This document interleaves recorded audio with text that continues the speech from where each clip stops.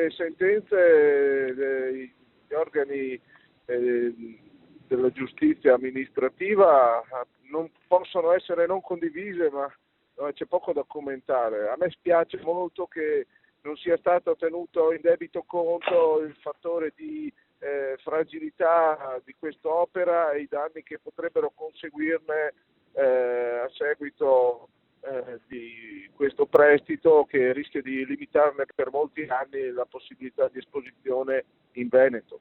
Certo che come Veneto, il patrimonio culturale veneto così importante, che vede nell'opera di Leonardo, in occasione anche delle celebrazioni leonardesche, una punta d'eccellenza, sono piuttosto perplesso su questa scelta. L'avevo già espresso la mia perplessità al precedente ministro Bonisoli, quando anche noi come eravamo compagine governativa, e lo faccio altrettanto oggi. Secondo Corazzari, dunque, lo spostamento dell'uomo vitruviano al Louvre di Parigi è in primis una scelta politica che non guarda la delicatezza dell'opera e nemmeno i rischi che si corrono. È una scelta tutta politica da parte del ministro, che ha ritenuto che nell'ambito di una collaborazione tra musei e istituzioni culturali l'uomo vitruviano potesse trovare la propria esposizione al Louvre.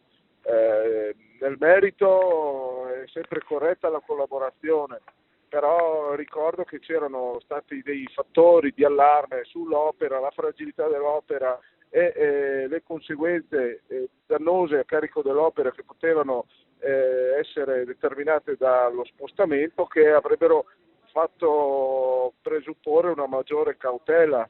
Per questo io come Veneto sono molto preoccupato. Il Veneto rischia di vedere privata la possibilità alle gallerie dell'Accademia di utilizzo e di esposizione dell'opera per molto tempo.